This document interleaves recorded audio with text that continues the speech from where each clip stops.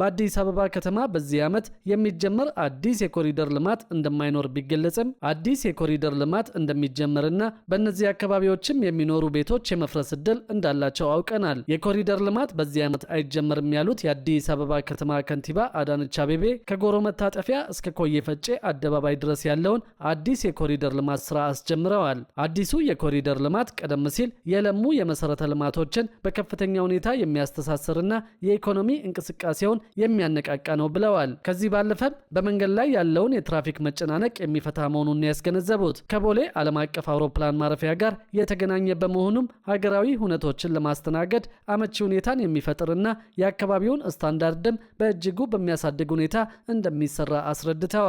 የኮሪደር ልማቱ ከከተማዋ አልፎ ሀገራዊ ፋይዳ እንዳለው ጠቁመው ለአካባቢው ነዋሪም ሰፊ የስራ ዕድል እንደሚፈጥር አብራርተዋል። ከዚህ ቀደም በመንገድ ዙሪያ ከደረጃ በታች ሲሰጡ የነበሩ አገልግሎቶችን ከፍ ባለ ደረጃ ለመስጠት በሚያስችል መልኩ በጥራትና በፍጥነት ለማጠናቀቅ በትልቅ ርብርብ ይሰራል ያሉት በስራ ውስጥ የሚሳተፉ አጠቃላይ ባለድርሻ አካላት የኮሪደር ልማቱን በትብብር በፍጥነትና በጋራ እንዲያሳኩም ጥሪያቸውን አቅርበዋል። ከጎሮ መታጠፊያ እስከ ኮዬ ፈጬ አደባባይ የተጀመረው የኮሪደር ልማት አጠቃላይ የመንገዱ ርዝመት 10.5 ኪሎ ሜትር እንደሆነ ተመላክቷል። የመንገዱ ስፋት 70 ሜትር ከነግሪነሪው ደግሞ 124 ሜትር 21 ኪሎ ሜትር ርዝመት ያለው የሳይክል መንገድ 21 ኪሎ ሜትር ርዝመትና በሁለቱም በኩል 4.5 ሜትር ስፋት ያለው የእግረኛ መንገድ ሰፊ የአረንጓዴ ሽፋን እንዲሁም የፍሳሽ ማጣሪያ ጣቢያ እንደሚኖረውም ተጠቅሷል። ይህንን ተከትሎም በዚህ የኮሪደር ልማት ምክንያት ቤቶች፣ ህንፃዎች እንዲሁም ደግሞ አጥሮች ሊነኩ እንደሚችሉ ለማወቅ ችለናል። በዚህ ዓመት የሚጀመር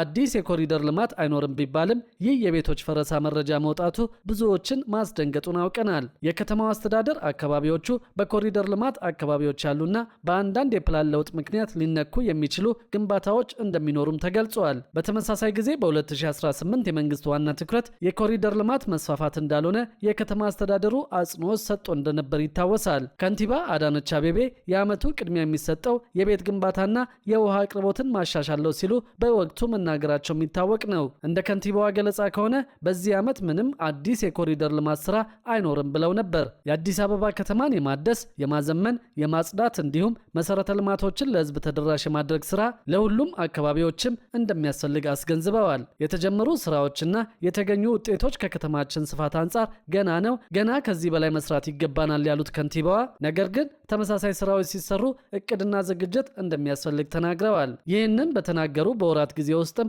አዲስ የኮሪደር ልማት ስራ ያስጀመሩ ሲሆን የኮሪደር ልማት ስራው በሚከናወንባቸው አካባቢዎችም ቤቶች፣ ህንፃዎችና ሱቆች እንደሚፈርሱ ነው ያገኘነው መረጃ የሚያሳየው። በሌላ በኩል ደግሞ ለመንግስት ሰራተኞች ከቀረጥ ነፃ መፈቀዱን አውቀናል። በዚህም የመንግስት ሰራተኞች እስከ 3 ዓመት የሚቆይ የግብር እፎይታ ያገኛሉ ተብሏል። የአዲስ አበባ ከተማ አስተዳደር ሴቶች ህፃናትና ማህበራዊ ጉዳይ ቢሮ ከስራና ክህሎት ሚኒስቴር ጋር በመተባበር ልጆቻቸውን ለመንከባከብ ዓላማ ስራቸውን አቋርጠው ቤት የዋሉ የመንግስት ሰራተኞች እናቶችን የሚያበረታታ አዲስ አሰራር ይፋ ማድረጉን አስታውቀዋል። አዲሱ አሰራር በወሊድ ምክንያት ስራ ያቋረጡ እናቶች አቅራቢያቸው የሚገኙ ህፃናትን በመጠበቅና በመንከባከብ ስራ ላይ ከተሰማሩ እስከ 3 ዓመት የሚቆይ ከግብር ነፃ የንግድ ፍቃድ እንዲሰጣቸው የሚፈቅድ እንደሆነ ነው የተገለጸው።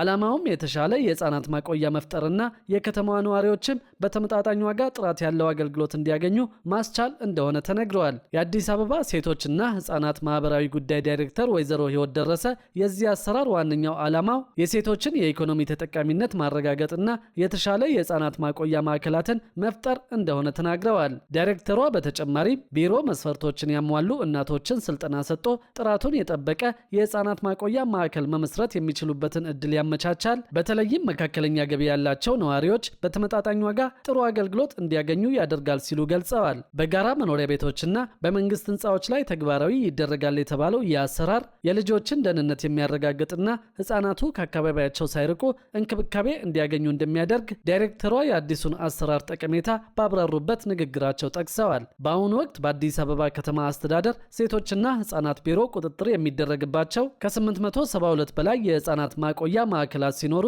በማዕከላት ውስጥም ከ13644 በላይ ህፃናት እንክብካቤና ጥበቃ እንደሚደረግላቸው ተገልጿል። ዳይሬክተሯ አክለውም ለህፃናት ማቆያ እንዲሆኑ የሚቋቋሙ ማዕከላት ደረጃቸውን የጠበቁ እንዲሆኑ ቢሮ የክትትልና የቁጥጥር ስራን ጨምሮ ማሟላት የሚጠበቅባቸውን ደረጃ እንዲያሟሉ ድጋፍ እንደሚያደርግም አስታውቀዋል። በጋራ መኖሪያ ቤቶች ቤቶችና በመንግስት ህንፃዎች ላይ ተግባራዊ እንደሚደረግ ቢገለጽም ስራ ላይ የሚውልበት ትክክለኛው ጊዜ ግን እስካሁን በይፋ አልተነገረም።